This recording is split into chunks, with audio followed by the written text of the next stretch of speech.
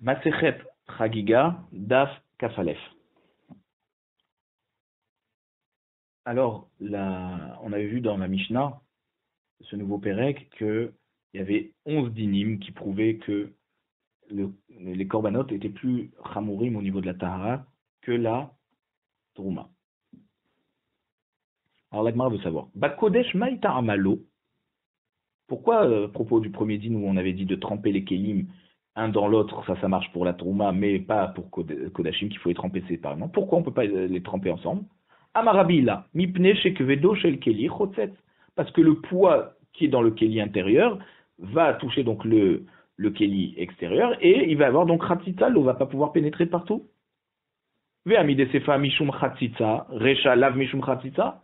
Mais on a déjà vu un dîne plus loin dans la Gemara demande, dans la fin de la Mishnah, qui nous parle du chachash de chatzitza. Alors c'est que le premier dîne n'a rien à voir avec le sujet de chatzitza.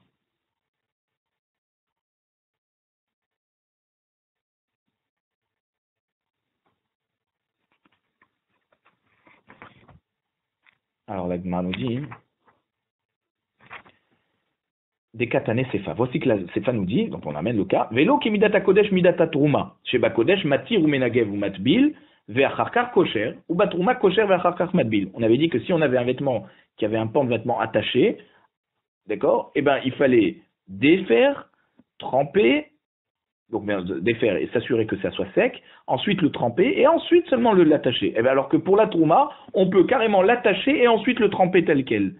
Donc on voit qu'on a déjà parlé de chatzitza dans ce cas. Pourquoi le premier cas, alors que tu me dis quand on trempe un keli dans l'autre, c'est un problème de chatzitza?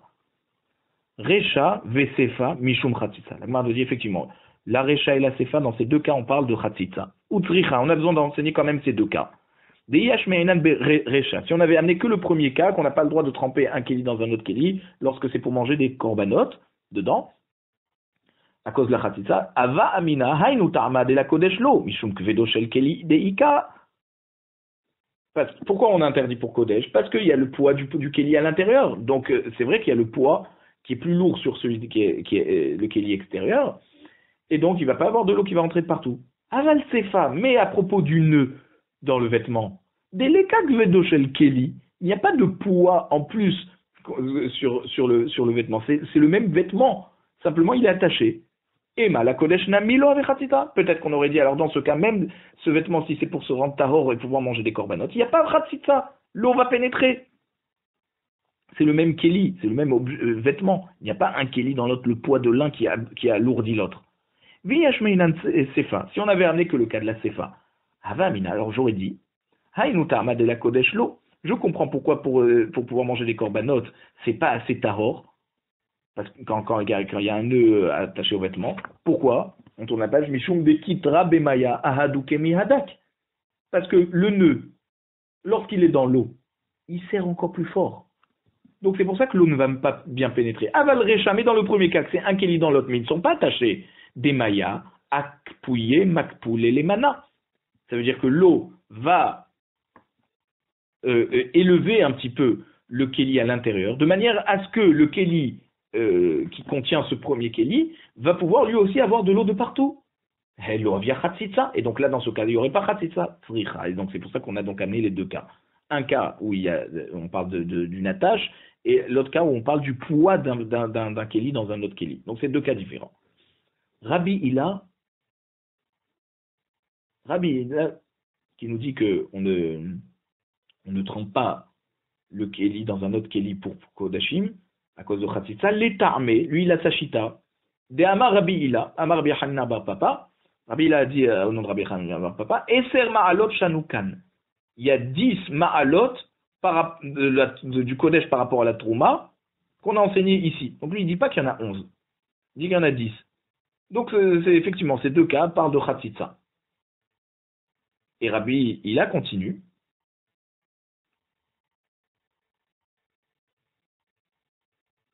En expliquant, Chamesh Rishonot, les 5 premières ma'alot qui ont été enseignées, nommées dans le début de la Mishnah, Ben le Kodesh, Ben le Chulin, Shena'atsu al Tarat Kodesh.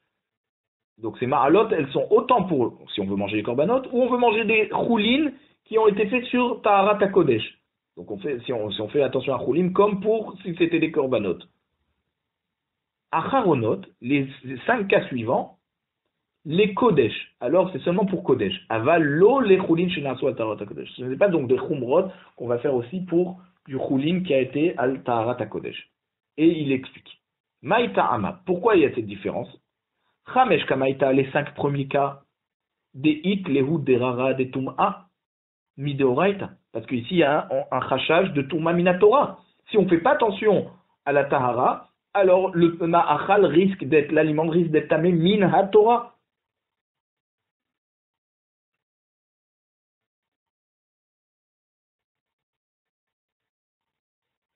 Comme par exemple, tremper un kéli dans un autre kéli. Si l'eau n'arrive pas de partout dans le kéli reste tamé et la Touma, elle va être Min HaTorah. Ça veut dire l'aliment qu'on va mettre dedans, il va être rendu tamé à cause de ce kéli. Et il s'agit d'une Touma Minatora. Si le kéli a mal été trempé, c'est comme s'il n'a pas été trempé du tout. Alors là, Gazrou Be'u Rabanan, Chachamim ont fait la Gzera, Ben les Kodesh, Ben les Choulin Shenasu al Taharat HaKodesh. Soit qu'il s'agit de Kodashim, soit que même des Choulin qui voudraient être au même niveau de Tahara que les Korbanot. Maintenant, Batraïta, les 5 cas suivants, des lettres les Udrara de Tum'a, Midoraïta, parce que de toute façon, il n'y a pas un chachage de Tum'a Minatora.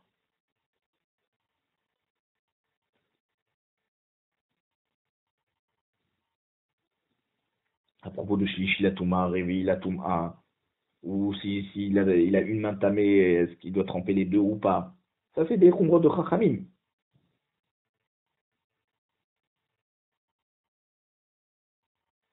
Parce que sur une khumra minatora, c'est pas possible qu'une main elle est tamée et pas l'autre. Donc tout le corps est tamé. Donc comme c'est des cas midrabanan, Gazrou Be'u Rabanan, les Kodesh. Alors Chachamim ont fait la Xéra simplement pour Kodesh, mais les Choulin Shenasu al Taharat HaKodesh, l'autre Gazrou Be'u Rabanan. Mais pour un niveau de Choulin qu'on voudrait élever au niveau de Taharat HaKodesh, alors non, Chachamim n'ont pas exigé un tel niveau de khumra. Rava Amar Mide Sefa, Have Mishum Chatzitza. Rava nous dit, puisque le din de la Sefa, c'est que le vêtement, rappelez-vous, le vêtement qui est accroché, qui est attaché, un pan de vêtement attaché, on a dit qu'il fallait d'abord défaire, s'assurer que c'est sec, et ensuite le tremper. Alors, si c'est par rapport à la Chatzitza, Recha, le premier cas où on avait dit tremper un Kéli dans un autre Kéli, la Mishum Chatzitza, ça n'a rien à voir avec Chatzitza. Verecha Hainutama, parce qu'on ne va pas mettre 2 cas pour dire le même concept. Alors la Recha, donc quand on a interdit dans la Mishnah de tremper un Kéli dans un autre Kéli, pourquoi Gzera shelo yatbil mehatin vetzinorot bikli she'en befiv keshfofer et anod. C'est-à-dire, on a fait une Gzera, Chachamim ont fait une Gzera d'interdire de tremper un Kéli dans un autre Kéli. Pourquoi? Pour qu'ils ne viennent pas un jour à devoir tremper des... c'est ce qu'on appelle ces petites fourchettes avec lesquelles on peut filer le fil d'or, ou des méchatines, c'est donc des simples aiguilles, dans un kéli qui n'est pas large, c'est-à-dire l'ouverture du kéli, elle n'a pas la largeur du shfoferet hanod. C'est un shfoferet hanod, c'est lorsqu'on avait un kéli en pot par exemple, et on voulait servir du vin dedans, alors on mettait un sort de petit entonnoir. Donc s'il n'y a pas cette ouverture, alors c'est que l'eau elle rentre pas bien. Et donc là on risque d'avoir un problème de tuila minatora. C'est pour ça qu'on n'a pas dit, on n'a pas autorisé à te tremper un kéli dans un autre kéli. Keditnan, comme on a enseigné dans Masechet Mikvaot, Perek Vav, Mishnah Zayin.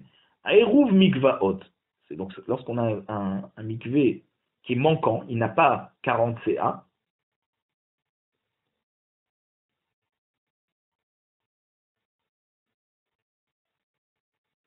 Alors, si on a un mikvé qui est capable de 40 CA, mais qui est à côté d'un mikvé qui a 40 CA, et il y a un sort de tuyau qui les relie, qu'il faut faire un node, si la largeur de ce tuyau qui les relie a de quoi faire rentrer un petit entonnoir pour pouvoir verser, un sort de bec verseur, donc on considère que c'est réellement bien lié, et on peut se tremper même dans le mikvé qui est manquant. Qui est ovia ou qui est halala. Donc ça veut dire il faut l'épaisseur et le vide à l'intérieur, avec ses parois, kishte etzbaot chosrot limkoman. De quoi faire rentrer dans ce vide, dans ce trou, 2 doigts et de pouvoir les tourner facilement de tous les côtés. Donc le trou doit être un peu plus large que la taille de 2 doigts sur 2 doigts. De pouvoir les faire bouger de tous les côtés.